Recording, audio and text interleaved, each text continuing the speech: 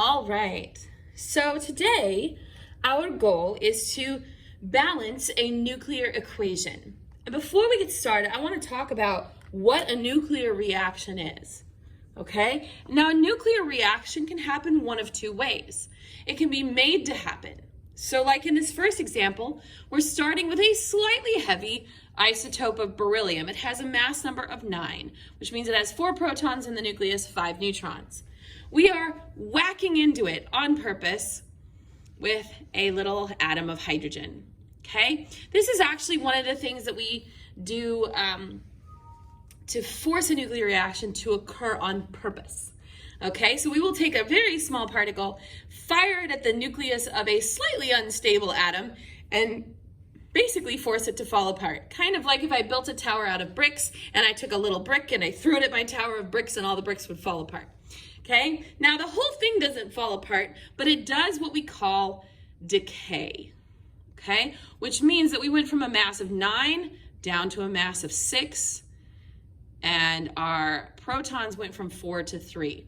But in doing so, we have lost something. This piece right here, we have lost. So we need to figure out what piece we lost. Now, this is also something that happens naturally in nature. There are lots and lots of radioactive isotopes out there in the world that are naturally radioactively decaying every day, all day long. So that would be something like this reaction here. We have this unstable isotope of tellurium, and as it sits, it's going to fall apart, okay? And so it just naturally falls apart, and it loses, in this case, well, we'll talk about what it lost. We'll solve this equation and we'll figure out what it lost, all right, to become more stable.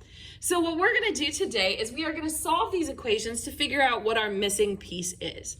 And to do that, we're gonna need just a skosh of algebra, but don't let that scare you, all right?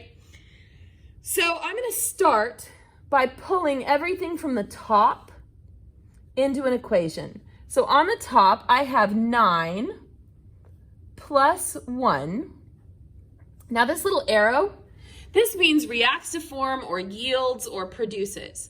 But if we want to talk mathematically speaking, because of the law of conservation of mass, that should be an equals. Because whatever mass we have on the left should be equal to the mass we have on the right. Law of conservation of mass still applies, okay? Then we have 6 plus, we're not sure what, so I'm going to call that x. All right, so let's simplify this. 9 plus 1 is 10. Equals 6 plus x, okay? So now here we have 6 plus x, so we're adding 6 to x. What is the opposite of adding 6 to x? Y subtracting 6 from x. So I'm going to subtract 6 on both sides. 6 minus 6 cancels that out, so this would just be x. And then 10 minus 6 would equal 4. So this top number, we just solved for that top number would be a 4. Let me see. I'm going to zoom you in just a little bit so you can see a little better. There you go. All right, so now we're going to repeat that exact same process with the bottom row of numbers. So I'm going to take 4 plus 1. And this, remember the arrow is your equals. 3 plus, we don't know yet, so let's call that a y. All right, so here we're going to solve for y. Let's start by simplifying. 4 plus 1 is 5. Here, what are we doing to y? We are adding 3. What's the opposite of adding 3? Y subtracting 3. We're going to do that to both sides. 3 minus 3 cancels out here, so that leaves us with y is equal to 5 minus 3, which is 2. So that means that our bottom number here in that box is going to be a 2. Now, let's remember what we talked about last week about earlier in the week about alpha, beta, and gamma radiation, the 3 types of radiation we've talked about. Okay? And last week we learned how to read a nuclear notation. So we know this number on top is the mass number of our isotope. We know this number on bottom is our atomic number. So what element is this? Well, what element has an atomic number of 2? That would be helium. So in this box, we're going to put He for helium. All right, so now big, super important question. What type of radioactive decay is this? All right, so let's talk about how to figure that out. This is a radioactive decay, so I want to look to the right of the arrow, and I want to look for one of my three types of radiation. Do I have an alpha particle? Do I have a beta particle? Do I have a gamma ray? Well, this 4/2He, that is an alpha particle. So that means that this reaction is alpha decay. Okay? If we are making an alpha particle, it's alpha decay. Now be very careful, because sometimes we use an alpha particle on this side of the equation to start the reaction. Sometimes we do that. So it's only if it's on this side of the equation, okay, after the arrow, then it's alpha decay. All right, so I'm going to leave you this second one to do on your own. Let's go down to the third example that you have in your notes. This is a naturally occurring nuclear reaction because we're starting with an unstable isotope and we're not triggering it by hitting it with anything small. Okay, so we're just having a natural form of radioactive decay happening here. So we're going to do the same thing to figure out what our missing particle is. We are going to take the top row. So we have 129. Remember, the arrow is equals. We don't know what that is, so let's call it X plus 129.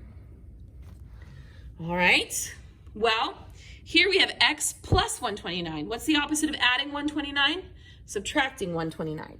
So we're going to subtract 129 from both sides. 129 minus 129 is 0. 129 minus 129 is 0. So in this case, our X is equal to 0. So for our top number, we're going to put a 0. Okay. Don't let that scare you. It's 100% acceptable to have something that has a massive 0. All right, there's lots of things out there that have a massive 0. Let's keep rolling. So now we're going to repeat this process with the bottom. So I have 53, and remember your arrow is your equals. Then we don't know what this is, so we're going to call it Y plus 54. Okay, nothing to solve on the left, but on the right we have Y plus 54. What's the opposite of adding 54? Subtracting 54. So I'm going to subtract 54 from both sides. Be very careful here. 54 minus 54 is 0. 53 minus 54 is negative 1. So our Y is equal to negative 1. So our bottom number is a negative 1. So now remember, this is our mass number, this is our atomic number. So what has an atomic number of negative 1? Nothing. So what goes in this box? Well, if we look back at our types of nuclear radiation, one of our particles is a 0, negative 1. That's a beta particle. So a beta particle uses the symbol E because remember, it's a high energy electron. So that makes sense that its charge would be negative 1. And electrons have a mass, but it's so insignificant we can't really measure it. So they end up with a mass number of 0 and a charge of negative 1. Well, spoiler alert. After the arrow, we have a beta particle. We just identified the beta particle. So what kind of decay is this? This is beta decay.